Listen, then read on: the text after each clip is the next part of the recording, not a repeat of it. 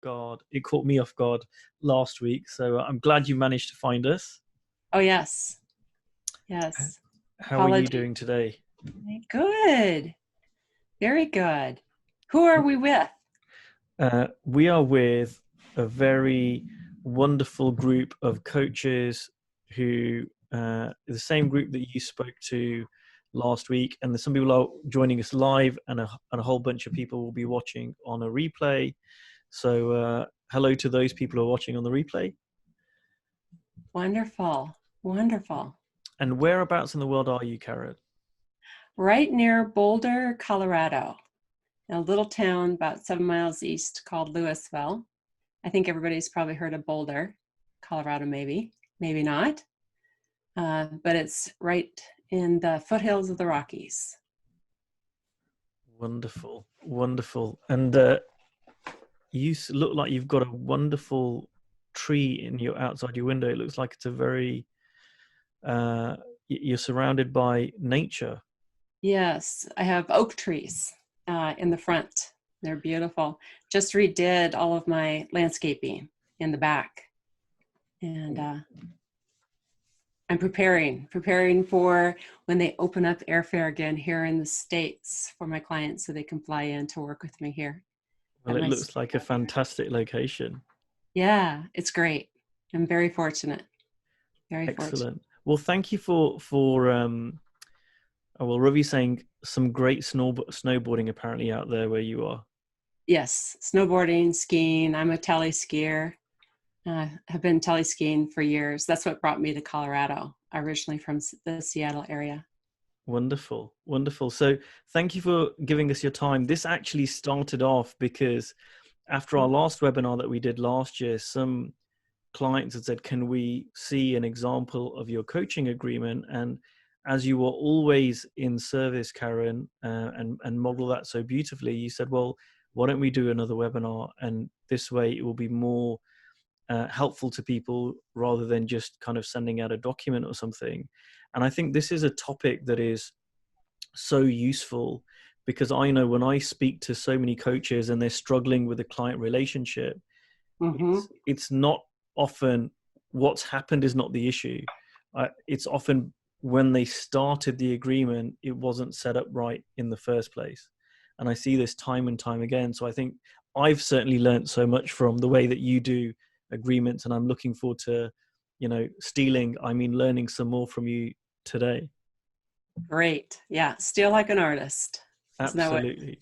Absolutely. And are you okay if people ask questions, by the way, using the chat function? I would love that.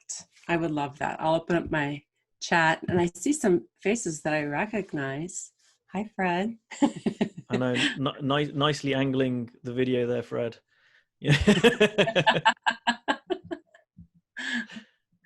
Yeah. So where do you want to begin, Karen? Because did you have something in mind around how to present creating agreements that would be really useful, or would you like me to just kind of interview you around it? Well, let me give you a little bit of background first, and then how about it? Then I know you're an excellent interviewer, Ankush, so then you can just evoke from me the rest of the information that you would like. But if I were to share background, I started back in 2012. I started coaching in 2008, and right around 2012, I ran into a Facebook group called Coaches That Rock, and it was Steve and Rich were out posting chapters of The Prosperous Coach in that Facebook group. And I had just stumbled across it.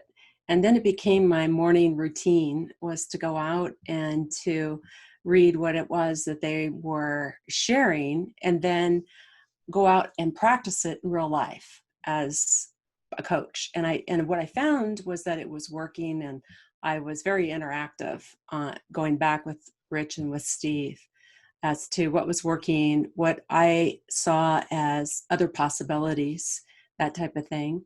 And so it was right around that point thereafter that I attended their first Prosperous Coach Intensive that Rich and Steve had held together in May of 2013.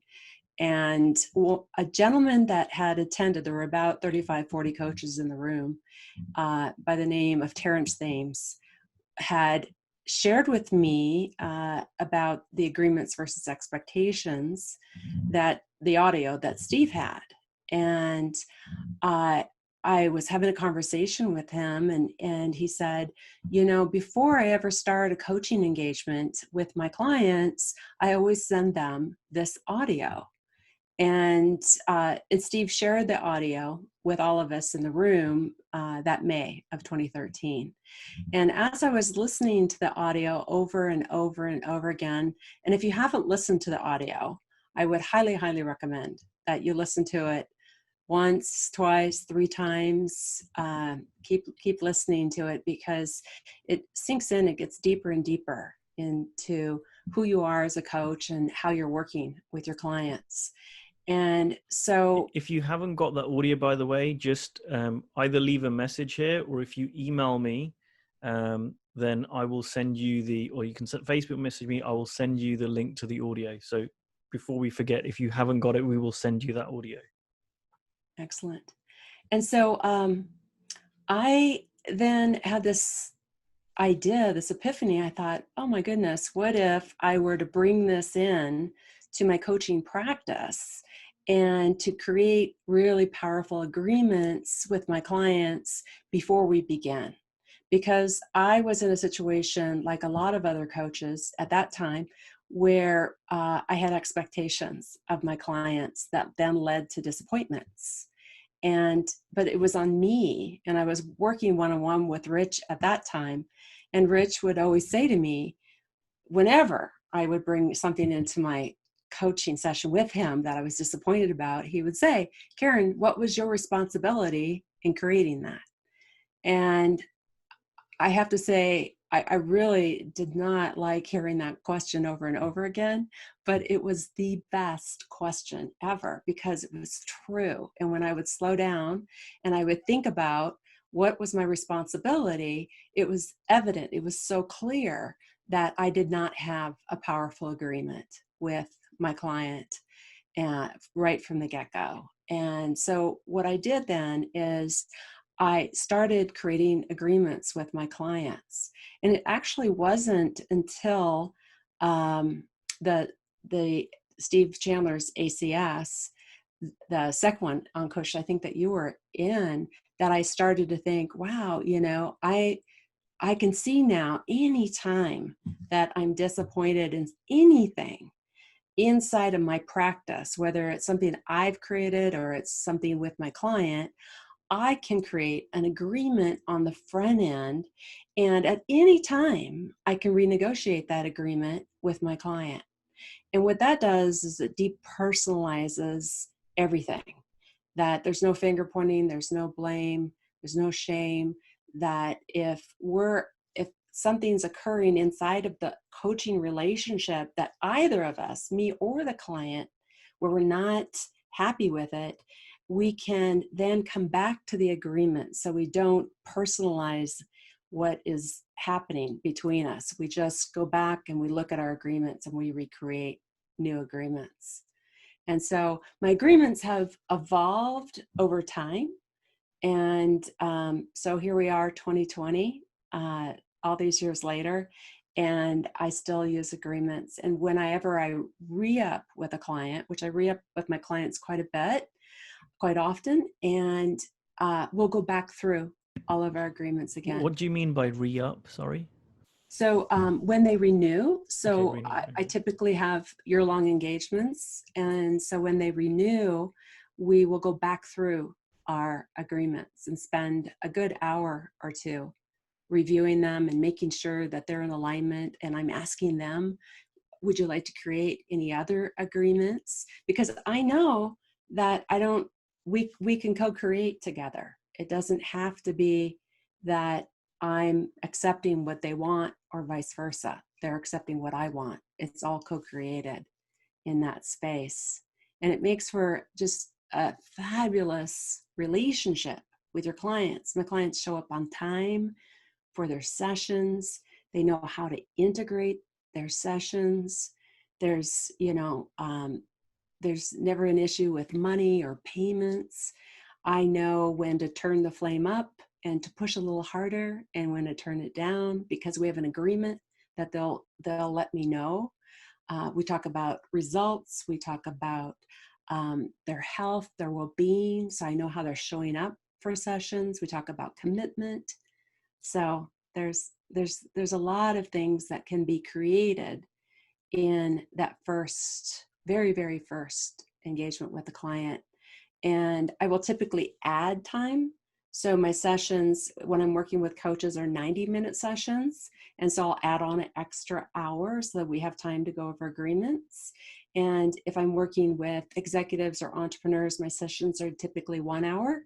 And so I'll add on an extra hour. And what I found with my executives and my entrepreneurs in particular, and I always have them listen to Steve's audio beforehand, before we come into this 2-hour session, is that they say, can I share this with my board members? Can I share this with my leadership team? Can I share this with my boss? Can I share this with my management team? So, and Steve, you know, he's so generous. He's like, share it everywhere. It's fine. And so then they go and they take it into their organizations, and I coach them around that as well. So I see some questions are coming up here. Yeah, there's so many synchronicities in what you said, and I don't know if you're aware of this, but I actually remember that Facebook group, Coaches That Rock, and I think I joined a little while after you. And that was where I first went in and said, hey, does anyone have a coaching agreement that I can look at? Because I've never done one, I don't know. And someone sent me one, and that became kind of, I deleted a lot of it and changed it and evolved it, but that was my template, which I still use to this day. And I remember it was that Facebook group where someone said exactly what you said, which was, hey, you know, I send out this audio, I send it to people to give a kind of shared understanding of why this is important and what we do. And Yes. I remember that, and funnily enough, Terence Thames was the first person, one of the first people I spoke to about becoming a coach. So many synchronicities there. Yeah. But what's so interesting for me is when I used to do coaching agreements, and then I met you at Steve's coaching school, and you would say, yeah, I spend a minimum of an hour going through a coaching agreement. And I remember thinking, really, like, wow, that's a really long time. But I knew you were very successful, and you know, you've been financially successful, but also you've got a really great energy. I would describe you as a heart-centered coach, you know, service-led coach. And so I really wanted to listen to what you were saying. And what's really interesting is I stopped doing this with my clients for about 18 months. I was doing it for a few years, and then I stopped. And then what I found was that my coaching with clients it was getting messy. There were things that were not showing up. They were canceling. It wasn't really clear. And then I thought, this is obvious. I'm not doing the coaching agreements anymore. And I went back and I started doing it again. And when I went back to do it again, I really took a lot more time to go through it as you have done. And it's been, you know, extraordinarily helpful for both myself and the client to really get clear about what this is, what the work is, how they can get the most out of it. And if there's something that we should be concerned about, let's deal with it now. And if this means that this isn't going to work for us, well, then let's get that clear now, because that makes more sense to do it now rather than find that out a few months down the line. That's right. That's right. Yeah. And my actual agreement that I do with my clients, so my written agreement has very little legalese in it. It's just very straightforward. It's 2 pages, and it covers confidentiality, and it covers just the bare minimum, you know, how much time to do cancellations, that type of thing. But it covers just the absolute bare minimum. And what I found is that it's the spoken agreement. It's this time that I spend on the front end. And there have been times when I spend the entire 2 hours because the client has questions and they want to have an understanding of what is the relationship that we're creating going forward. And it creates a very professional relationship with them.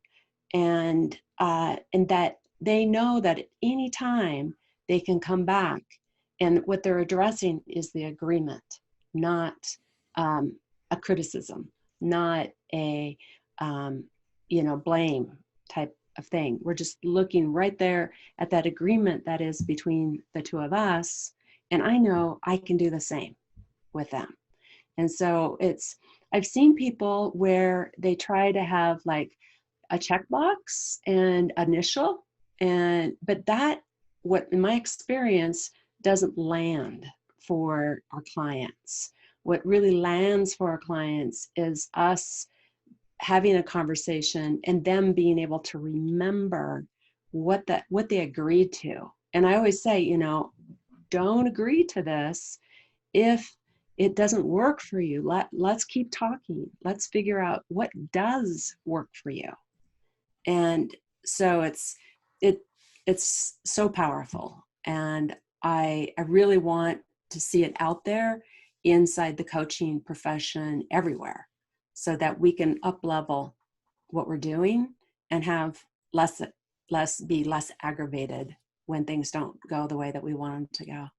I love that you said that, because this is so true. And this is one of the things I love about you, Karen. It's about up-leveling the whole profession. Mm-hmm. And I'm a really strong believer in that too, that if we can share on this webinar some things that will help other coaches show up in a way that's more professional, more helpful, more impactful, that serves all of us, because it raises the bar of this profession, and it gives all coaches, more standing, and people seeing this as like, oh, this is really helpful. Yes, absolutely. Absolutely.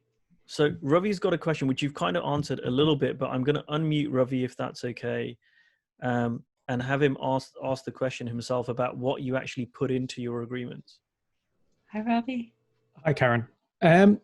Yeah, it was just you've partially answered it, but I guess as a relatively new coach, this is where I'm in my journey. I have been experimenting with taking time out of the first conversation to come up with what agreements we're going to make over the course of that interaction, and that might even be relative to what I'm doing. So at the moment, I'm doing a lot of 2 or 3 free coaching sessions as I'm gaining my own experience. I'll still take 5 or 10 minutes out of that first session, so that we're not going into that first 2 or 3 sessions with zero agreement. I guess even with one of my clients, I re-upped to use your terminology. I spent 15, 20 minutes, and I felt like even with 1 or 2 pages of what we were agreeing, I almost ran out of stuff to talk about, because it was a case of, well, we've already agreed this the first time. We're agreeing to everything, and everything's good. And I know my client in this regard, she keeps those commitments. I guess I wonder, apart from, timeliness, being prepared beforehand, doing the homework, if we agree that we're going to do any homework, and feeling the ability to challenge back and say no. I struggle with what else we're agreeing. I know you mentioned health, for example. I'm wondering, in some of those other things, what is it that you're specifically agreeing with the client? And appreciate it's an agreement and every client can say different things, but what is it that you're teasing out? Yes, excellent question. So the first part, when you're working for the very, very first time and you're giving them an experience of what it is like to coach with you, Ravi, you definitely want to do a couple of agreements. And so for sure, the one around confidentiality, right? And sometimes I make that mutual, because I may share a story with them about my own personal life. I may share a story about a client. I won't say who the client is or their company or whatever, but I still want that mutual confidentiality with them. And then the other agreement that I do on the front end, very, very first conversation, is around coachability. And so I talk about what coachability is. For me, what I see it as, meaning that being open to possibility, right? And when you hear that voice in your head that's saying the opposite of what I might be saying, be willing to tell on yourself And is that something that you would be willing to do? Because what happens in that first session with a brand new potential client is they're thinking all kinds of things. They're not comfortable, and we want to relax them. And we want to create a container of trust. And so the more that you can do that by just creating a couple simple agreements with them, and then that also sets them up for the future when you talk about agreements. And please listen to this audio, and now we're going to go through some more. So I love that you brought that up, Ravi, because I think that's really important. Start right from the very beginning and create a couple of agreements that really relaxes the client and creates that container. And so I think that answers the first part of your question. The second part of your question, I think, and correct me if I'm wrong, is around what other agreements do I create with my clients? And so, well, to back up, the way my agreements are created is anytime that I'm at all disappointed, I go back to my agreements. I go and I have a template. I pull out that template, and I write in there what it is. And then I compose how to talk about it, how to speak about it with my client. And so my agreements have evolved over time. But so to give you an example, health and well-being. I personally have not had an experience of where someone will show up and they're on, say, drugs, or they just smoke pot, or maybe they had alcohol for lunch. I haven't had that experience, but I coach coaches, and one of my coaches, as recently as like 3 months ago, had shared with me that one of her clients had shown up and had been drinking before the session. And that is not, it's not good for the client. It's not good for the coach. Yeah. And so it's really important to have those agreements up front. And then I also talk about any kind of addiction. So whether it's gambling, porn, sex, I mean, I go through it all and talk about it all. I had years ago, would have been back in 2013, I had a client who wanted to work with me, VP of a very, very large bank. And she had shared with me right in the very first conversation that she was a high functioning alcoholic, and that her husband also was a high functioning alcoholic, and that unfortunately their daughter, who was 12, couldn't do dance class because they would come home after work and they were drunk by 7, and their daughter's dance class didn't until 8. And I thought, whoa, whoa, I'm not the right person here to manage this situation. Her husband had just gotten a DUI. And she just sort of dropped all this on me. And then she went on to talk about what she wanted in the coaching. And I kept pointing her back. It's like, well, you may want this, but we need to really look at this. And she was resistant to it. And so I didn't end up working with her. It was a very difficult conversation. But right away, I knew health and well-being of the client was really important. And they need to know that my health and well-being, I'm going to be there for them as well. That I'm over here doing my work, taking care of myself, and I show up 100%. And between sessions, I'm doing the same. And so that's what I talk about in general for health and well-being. And then I have some others, such as no stopping, no pauses. Sometimes when coaching gets a little uncomfortable, you might have a client who wants to stop, or they want to take a break, or they want to take a pause. And I want to be able to have the opportunity to get underneath that and see what's really going on. And so I create a really strong, powerful agreement that there's no stopping or pauses. I have made exceptions to that. One of my clients had been diagnosed, her thyroid cancer had come back, and she had breast cancer. And while she went through radiation treatment, she needed to take time. And so, and she came back to me, she goes, I know we have an agreement around no stopping, no pauses. I'm like, yeah, and also health and well-being. So let's take care of you here. Let's stop, let's take a break. And then you can come back in to the coaching when you're ready, when you have energy again. And I'm still working with that woman today. It's our 4th year together.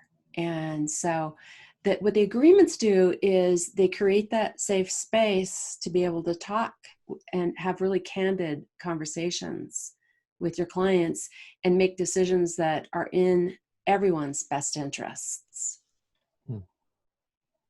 Would you like me to share more examples? No, that was awesome. I did have one follow-up if I'm allowed to ask it. Sure. It's slightly different, but I heard a couple of things that you said. So earlier you said, when I'm disappointed with a client about something or another, you look to form an agreement. And also with this specific potential client you didn't end up working with, there was something that you felt that she needed coaching on, and she was hesitant or resistant to that.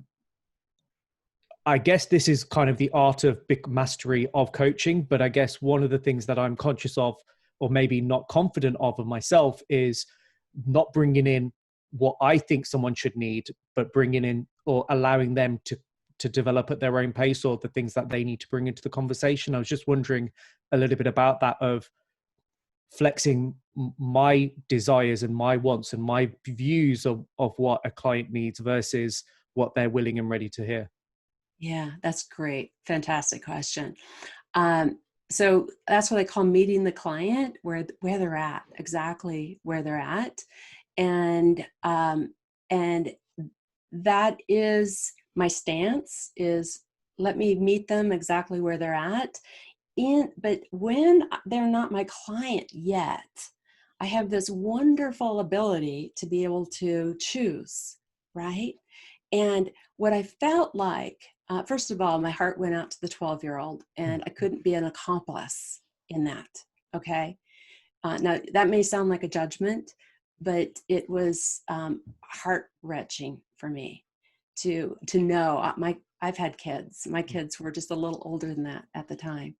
And so that was one thing. The other is I reached out to Chandler because I knew that he had struggled with alcoholism.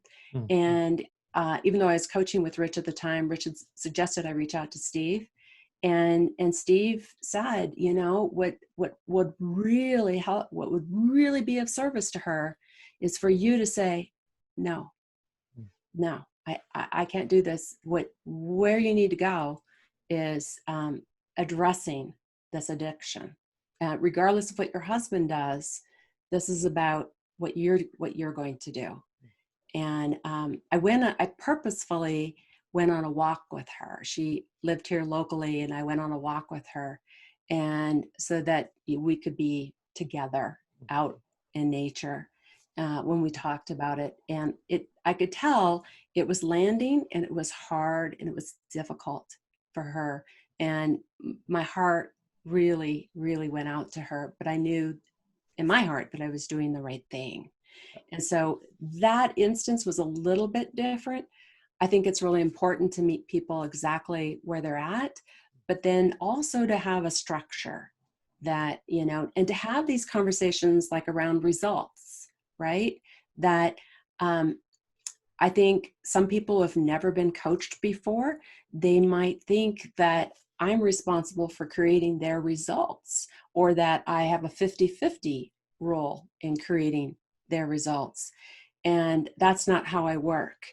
That what I'm responsible for is showing up for them 100% in session.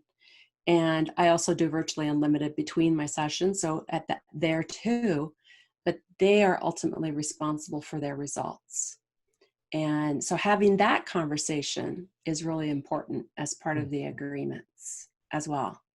And so you just don't want any confusion. So there's disappointment, there's confusion, right? So anytime there's any of those things that are happening, it's a big clue for you as a coach to get it. That happened recently, or has happened a couple of times recently, where a client's come in, or potential client has come in, and basically like, well, I'm here, you're the coach, you tell me. And it was I can see, and I spoke to Ankush about this in our coaching session, I hadn't come to an agreement around, expectation of the coaching relationship, that it isn't on me, and I, to be fair, was coming at it as a 50-50. I'm here to be here for you, but you need to turn up and have things you want to be coached around. And that's definitely been a recent learning for me. Yeah. Yeah. And we all go through it. All coaches, as we're on that path to mastery, we're all making mistakes along the way. And so this is a powerful tool for getting those little mistakes cleaned up along the way. Yeah. Great. Anything else? No, I appreciate other people have questions as well. I don't want to hog up all your time. Great. Thank you, Ravi, for asking those questions. Appreciate it. And Dominic, if you're able to unmute yourself, we have the multiple award-winning Dominic Scavidi with his question. Hey, nice to meet you, Karen. Hi, I was just, you said how you use a simple written agreement, which is 2 pages, and it covers some of the basics like the confidentiality and those elements. Yes. Do you then update? Do you actually go back to written and keep adding, or how is that working? Because sounds like they change in between. My written agreement has changed very, very little from the time that I created the template back in 2008, because it's not really what governs our relationship. What governs our relationship are spoken agreements. And so last year sometime, I changed how my clients give me notice from 24 business hours to 48 business hours.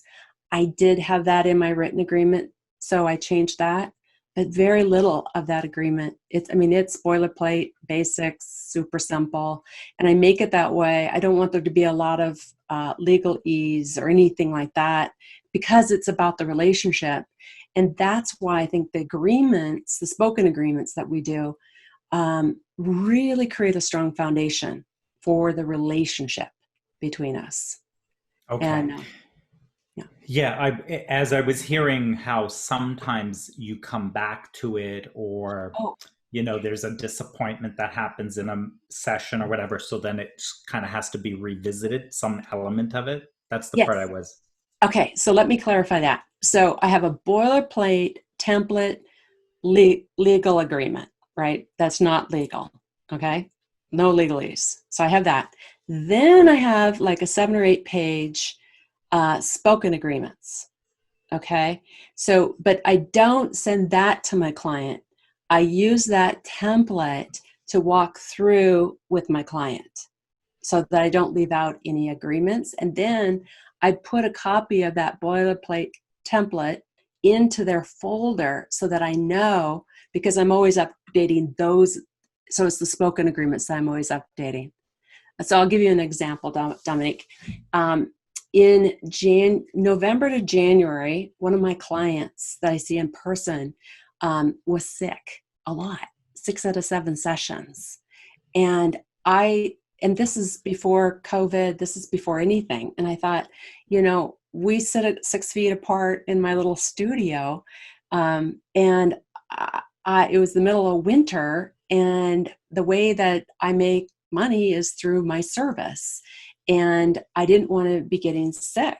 And so I finally came home and I thought, this needs to change. So I had a conversation with her about it and just said, look, if you're sick and you're coughing and you're sneezing, let's do Zoom instead of in person.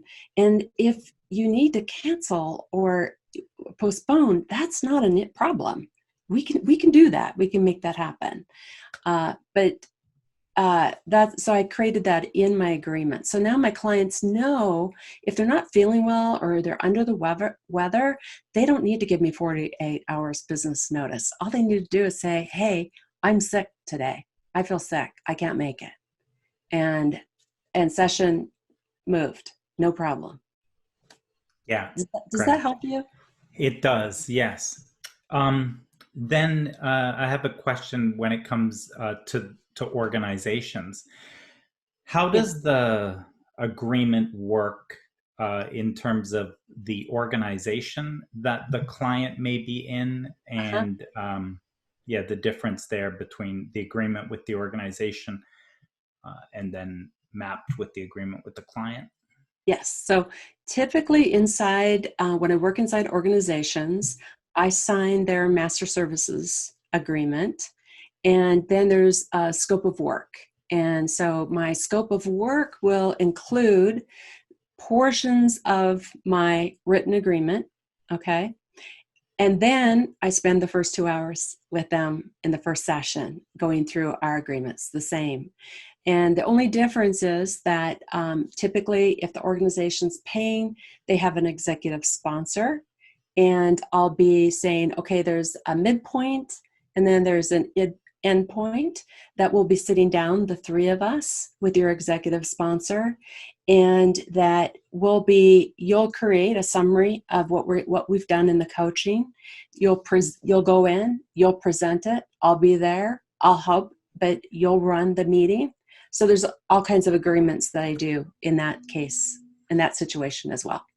So there's a little bit of difference in terms of the organization, if there's an executive sponsor and the organization's paying versus if the individual is paying. Right, and the confidentiality part of that, in terms of with the organization, what parts are you sharing and not sharing? So with the organization, I'm not sharing anything with the executive sponsor. It's my client that is sharing with the executive sponsor. And that's why I set it up. So it's the three of us, but they're actually presenting what has been created in the coaching. And I'm very, very careful there. And they like having that control. And so they'll send over to me their summary of what they want to present. And then I'll go through all my information. I'll update it, send some things back to them. We might go back and forth a few times, and then they go in and they present it. And it really helps because then they're prepared in the coaching sessions to make progress because they know it's on them to present that progress. Great. Thank you. Uh-huh. Thanks for that, Dominic. Really, really great questions and really, I'm sure, helpful for other people as well. Dan's got a question, and then we'll go to Fred, who's had his hand up. Dan, if you can unmute yourself, you've got a question around renegotiating agreements. Yeah. Hey, Karen. I just kind of started getting into it a little bit maybe with Dominic, but you mentioned renegotiating agreements, and I was just wondering if you have examples of the types of things you might renegotiate, and how or when would that process come up? So the most recent example that comes to mind is I'm working with a coach. He's an executive coach, and when COVID hit in March, he has a young son, 17 months old, and his wife works full time. And so he doesn't have daycare for his son any longer. So he does the morning shift until 1 p.m, and his wife does she has the morning open, and she does the afternoons when their son's taking a nap. And so what he's found is that it's really difficult for him to be a full-time coach. And when he came to me, he wanted to grow his business, and all indications were that he was a full-time coach. And so where we're at right now, we just visited his agreement with me, which was we were coaching the first 3 weeks of every month, 90 minutes, which is pretty intense. And he's like, I want to revisit that, and I want to see whether or not I can actually maybe extend that out.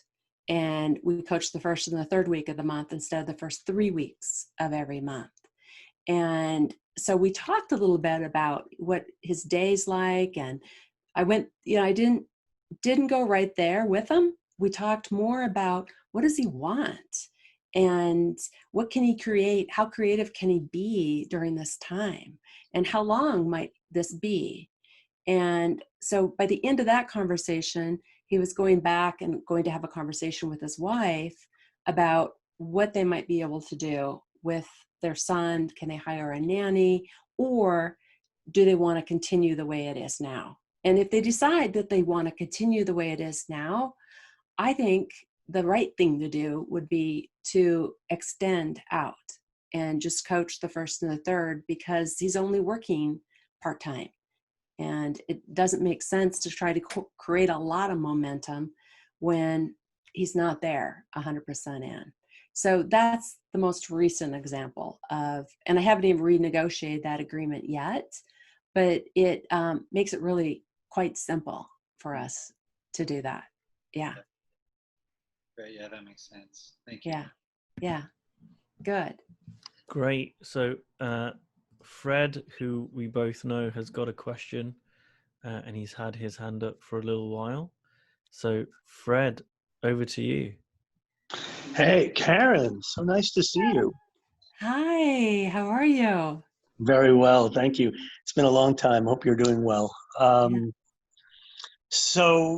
first of all, actually, I want to share an insight, kind of tell on myself about something that I saw in this conversation. I kind of had it like, because I do, and I'm sure this is true for a lot of coaches on this phone or on this line, I do very like kind of spiritual based coaching. It's not business coaching or anything like that. And so I kind of had it in my mind, like agreements, and they weren't for me. Like I should just really be so free and easy with it. And I think that's really me copping out, honestly, like just afraid to hold people accountable. So I appreciate this a lot, because I'm going to begin to implement that. And I'm going to, probably, hopefully this recording will be available and I'll be able to watch it a few more times. Thank you for that. And I have a question. Okay. And may I make one comment? Oh, yeah, please. It's a two-way street. It's not about holding the client accountable. It's really more, it goes back to that question that Rich always asked me, what was my responsibility in creating that? It's about holding me, the coach, the leader of this relationship, accountable, right? Yeah. That once we have this understanding of what's possible, we can lead in this so that the client can feel good. The client can feel like at any time I can go and I can talk with Karen about this particular agreement or that particular agreement or this one. And that will create something that works for them. Could I tell you a really quick story that just happened that really you just reminded me of? Okay. I have a relatively new dog. There she is in the background. She's like 18 months old, and she's a German Shepherd Husky, which is a very alpha dog mix. And a good friend of mine who's a dog trainer recently told me that if I don't like essentially establish myself as the leader, they're going to do it, and it's very stressful for them because they're constantly having to keep their eyes on everything, and I thought that was amazing. Like, it wasn't like I was breaking her spirit. I was actually giving her a break. Yes. And that's that what is a fantastic analogy. Yes. What fantastic. I really just say, the client doesn't have to run the show once they get that I got this. Yes, they can relax. Yeah, they can relax. Exactly. Relax into the relationship. Yes. Yeah. So that's super helpful. And here's my question. So I had the opportunity the end of last year to work with a really high-profile NFL football player. And we worked for just the last 3 months of the year until the season was over. And I didn't have an agreement with him. Again, if I'm being honest, I was a little intimidated by the whole situation. So I wasn't like as powerful maybe as I could have been. So now we've been just texting back and forth a little bit, kind of exploring, getting started again now that, everything is, he's back in training, etc. And so first of all, how do I establish an agreement, way after the fact? And especially one where like I wasn't standing fully in my power as a coach, you know, where, like we said, where he could fully relax. So now I want to really clean that up. Yeah. So if you were transparent, completely transparent with him, what would you say?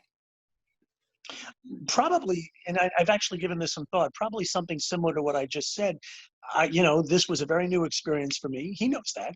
You know, he didn't think this was like my regular gig. And I was probably a little intimidated, and I think we could do a lot deeper work if, you know, if you're willing. And because also there was some resistance. You know, I think he's used to having people cater to him more. So I fell into that trap a little bit. Okay. Okay. And so what kind of agreements would you create with him before you start? It's a great question. Yeah, I haven't thought about that very much, so I'm not 100% sure how to answer that yet. I would rather have the agreement be more around some of the things you discussed, around being coachable, being available, no distractions. That's right. Yeah. Integration, how to integrate sessions. Right, exactly. How much time is he taking before? How much time is he taking after? What is he doing between sessions? So if I were in conversation with him, I'd be saying, hey, you know what?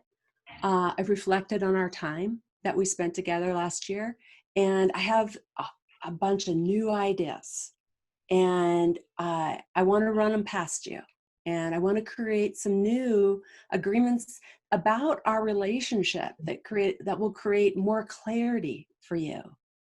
And then I would start talking to him about what those are. So really think, Fred, think about what it is that you want to create in the relationship, what it was last time that didn't work well for you, what it was last time that didn't work well for him, and get it cleaned up.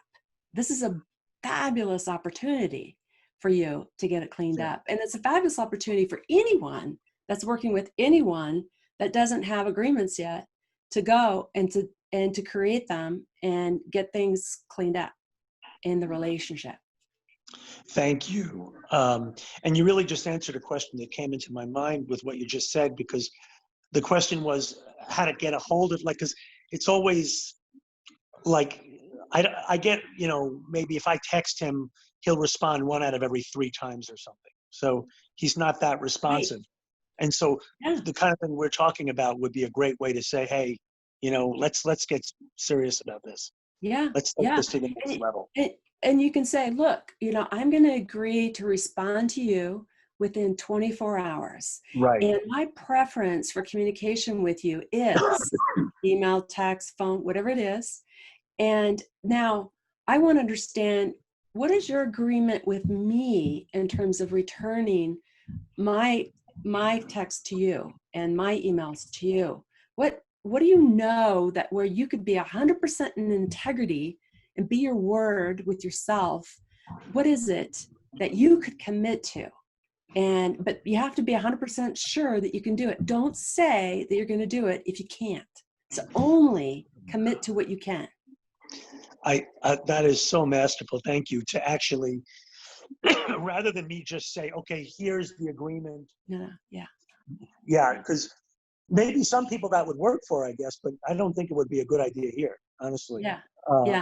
And that's exactly why. That's exactly why I didn't just send out a template to Ankush. That's why I said, oh man, no, we got to have a conversation, because there's so many nuances. And it's all in the energy, and it's all in the conversation that you're having. That is beautiful. Thank you. Really, that's great.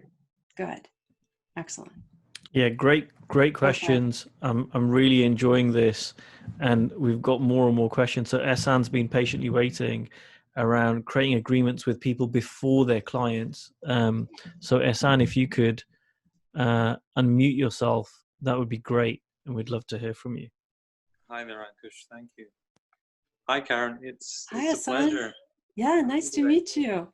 Nice to finally meet you, the person behind the profile picture. Thank you. Yeah, you too.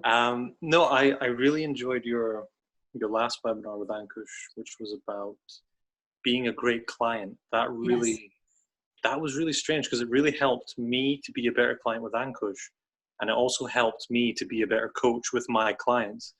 And just, I just want to share a quick story, and then I'll ask you the question. Sure. So the agreements, I always thought agreements, who cares about agreements? I mean, it's just another pain in the ass. I have to make this whole thing, and it's going to take a long time, and I can't be bothered. And then Ankush did it with me when I started working with him. He sat down for an hour, and he had a 2-page agreement. And we went through it like a legal contract, almost like that level of detail, every single line. And then he explained every single line with a story or something. Yeah. And it just blew me away. I was like, wow, I know exactly what's expected of me. And so I went out, I made my own draft agreement, and I just sent it to all my clients, and I sat with them for an hour. Like, I have a bumper 2-hour session at the beginning. So 1 hour is going through the contract, like I modeled from Ankush, and then just the normal session.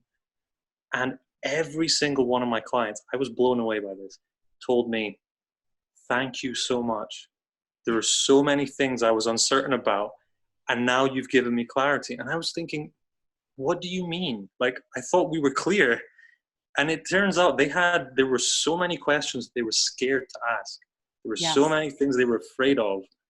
And just by me saying that and saying to them, look, this is a partnership. And like, I would tell them stuff like, where I was holding stuff back from Ankush. And when he went through that agreement with me, I just spilled my guts. And I'm like, you know what, Ankush, I've been holding all of this stuff back. And when I told them that story, they would tell me a whole bunch of stuff that they were holding back. And that made it such a more powerful agreement and a relationship because we were being completely open. That's a great story. Yeah. Yeah. So that's how I learned. The agreements, they're intentional, right? You articulate what it is, and then there's flexibility there. You start to really understand what the client wants. And like you said, it creates that container of trust where now they can relax. They can really relax, and they know. And it was just like Fred's analogy with his that was such a great analogy that when we lead as coaches, what we're not seeing is our clients are relaxing. They're relaxing into the relationship. One of my agreements is around who we are for each other, right? And that seems like, that's built over time. But when you open it up and you put it out there, like, here's who I'm going to be for you. And I'm going to love you unconditionally. I'm not going to judge you. I'm here to be right where you're at. I'm here, and you put it out there, and you can see I put a lot of attention to it, and it's never the same. It's always, but the work is always there as to what it is that I'm working on, whether it's who we are for one another, integration, whatever it is. But then it comes from my heart when I speak it with them. Absolutely. So if I could just quickly ask, there was a specific situation that I had that I was a little bit confused about. And so when someone's become a client, then it's fairly clear, we go through the agreement and then they know exactly what we've agreed to. But the way that I kind of enroll clients, I offer them conversations before they become a client. So the whole kind of prosperous coach method, if you like. Right. And I'm just wondering, in those conversations where they're not actually a client, how can I create that sort of an agreement where...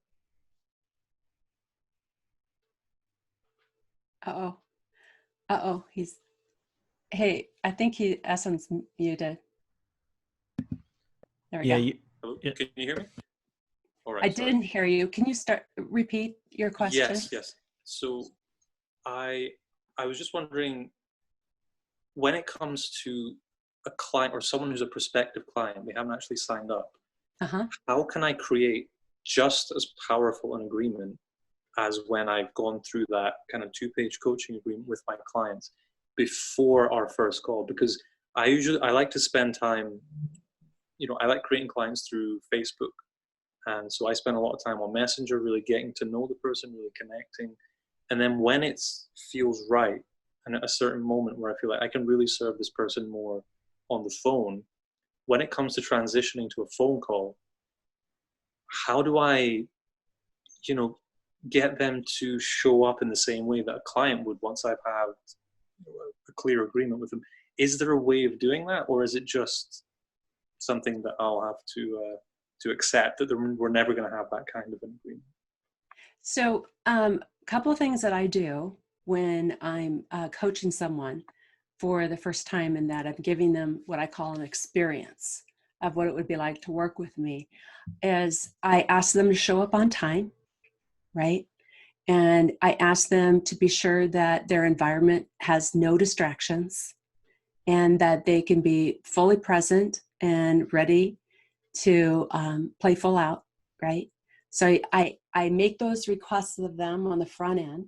Then when I get them into the conversation before we begin, I say, all right, and because then they know, because we might have a little bit of social chit chat in the very beginning, right? And then I transition, and where I transition is into agreements. And I only will do 2, maybe 3 of my agreements. Confidentiality is really important. Coachability is really important. And then permission-based. And so I might do those 3 and talk about those 3.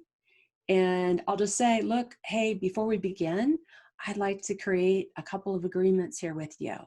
And I think it'll be really productive for our conversation.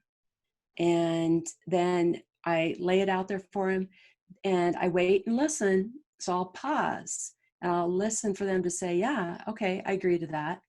And then I'll do the next, and I'll wait and listen. And so they're already in the coaching at that point. And then I go into the coaching from there. And so they're really clear about, now they're in the experience, but they're in the experience from the time that we're creating the agreements.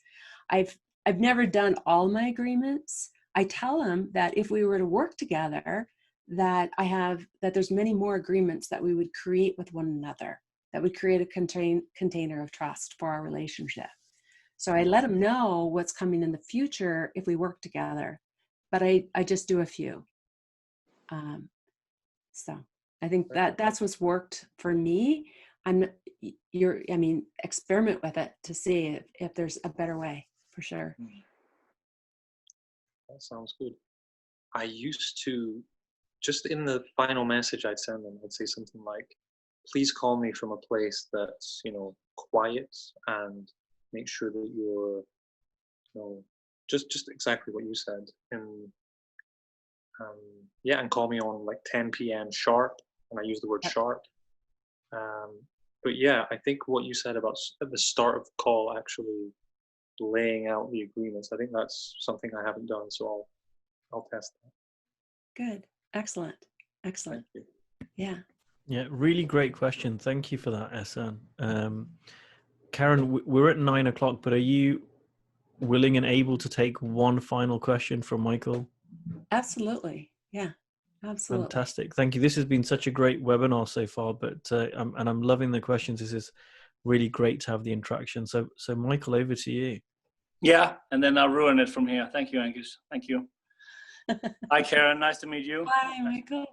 Make your acquaintance.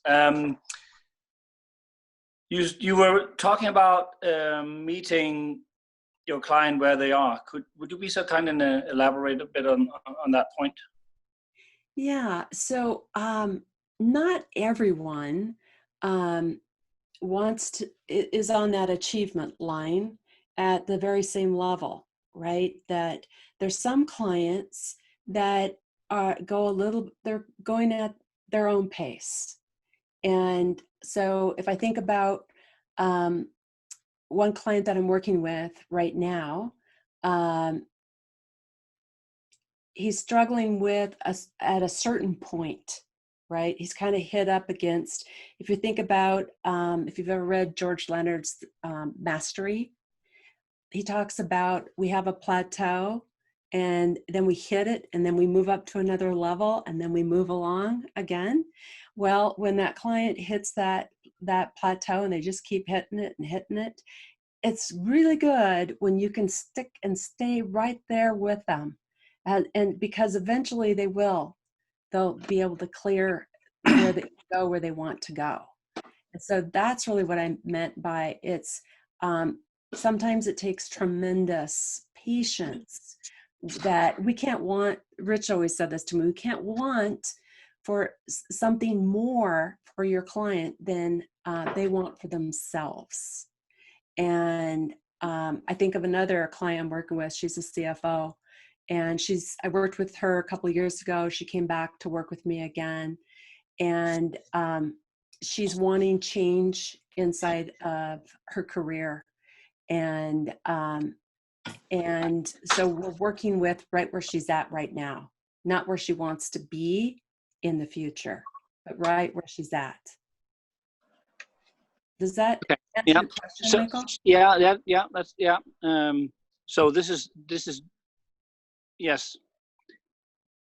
I think the question came up because I'm working now as a freelancer in a men's center, a volunteer, and we talk about meeting the men where they are, which is really, really hard, because you can't really do that when you begin.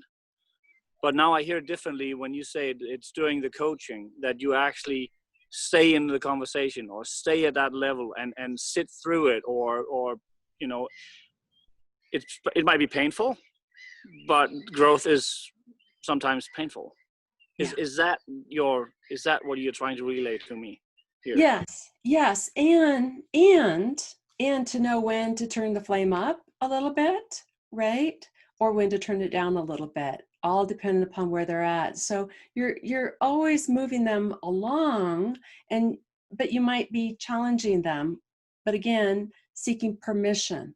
You know, are you willing to step out a little bit this week? Are you willing to take a risk this week? If so, what might that look like? What might that action be that you'll take this week? And so it's moving them along. It just might be that my pace might be like this, but their pace is like this. Yes, and that's where you make the adjustment and maybe help them a little bit to increase the flame. Yeah. Excellent. Thank you. Yes, thank you. Wow, what a great group, Ankush. Yeah, thank you, everyone. We had, I decided to shut up in this thing because I thought it's much more interesting listening to the questions and Karen's response. I've learned so much today, and I'm certainly going to be tweaking a few things I've done. So thank you so much for your time, Karen. That's been so helpful, and I know I speak on behalf of a lot of people that we've got a lot from today. Anytime. Happy. Love this. So anytime. Thank you so much. It helps me remember what I'm doing in the world as well. So thank you. Thank you so much. Really appreciate it. And if people want to follow up with you, is there a way that they can do that? Yeah. If you just go to my website, Karen at KarenDavisCoaching.com, there's a contact page there. Otherwise, it's just Karen at KarenDavisCoaching.com. Super easy. Yeah. Fantastic. But love to talk to all of you. So reach out anytime. Thank you, Ankush. I appreciate the opportunity. And if anyone doesn't do that, you're crazy. I will just add that in because I've learned so much from you, Karen, and it's a pleasure just to speak to you again today. Thank you. Thanks, everyone.